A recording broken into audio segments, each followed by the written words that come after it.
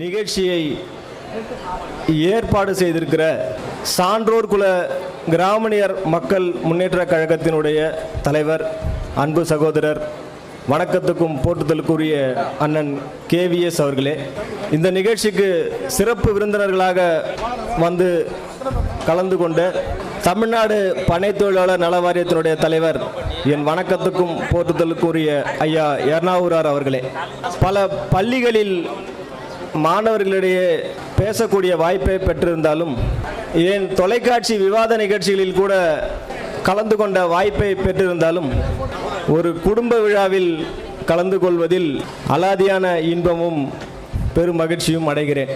நான் பள்ளியில் படித்த காலத்திலிருந்து கல்லூரி மேற்படிப்பு படித்த காலம் தொடங்கி நான் பணியாற்றுகிற பல்வேறு இடங்களில் நான் ஒரு IT துறையில் வேலை செய்கிறேன்.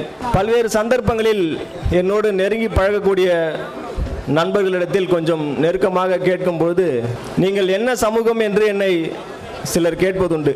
அப்படி இதுவரையில் நானோ என்னுடைய நண்பர்களோ என்னுடைய சமூகத்தை சொன்னபோது, கிராமணினா அப்படின்னாதுங்க அப்படின்னு கேட்பாங்க.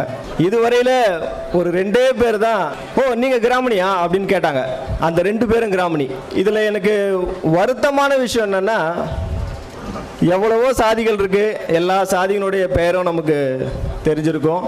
ஆனால் நம்ம சாதியினுடைய பெயரே வெளியில் தெரியாத அளவுக்கு அது ஒரு இழி சொல்லாக ஆகிவிட்டதா, பழி சொல்லாக ஆகிவிட்டதா, அப்படி ஒரு அற்பமான ஒரு வார்த்தையா என்றெல்லாம் எனக்கு என்னுள்ளே நிறைய கேள்விகள் எழும்.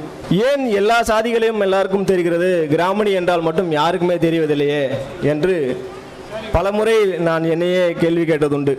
அதற்கு காரணம், நம்ம அதை சொல்ல தயங்குறது. என்ன ஜாதியெல்லாம் சொல்லிக்கிட்டு அப்படின்னு நம்மாலே சொல்கிறான். அப்படி சொன்னால் எப்படிங்க நம்ம சமூகம் இருக்குது அப்படின்னு தெரியும்?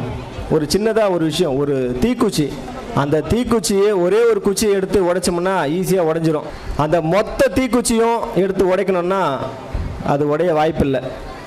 இதில் இந்த மாரல் என்னன்னு கேட்டிங்கன்னா, நம்ம எல்லாம் ஒன்றா இருந்தால் எதையுமே சாதிக்கலாம் அப்படிங்கிறது தான் அதோட நல்ல விஷயம்.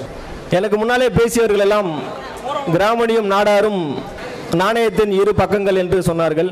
அதை கேட்கும்போது என்னுடைய தகப்பனார் இங்கே வந்திருக்கிறார். அவரும் இதே போன்று பல்வேறு நிகழ்ச்சிகளில் பேசுபவர், ஒரு பற்றோடு இருப்பவர்.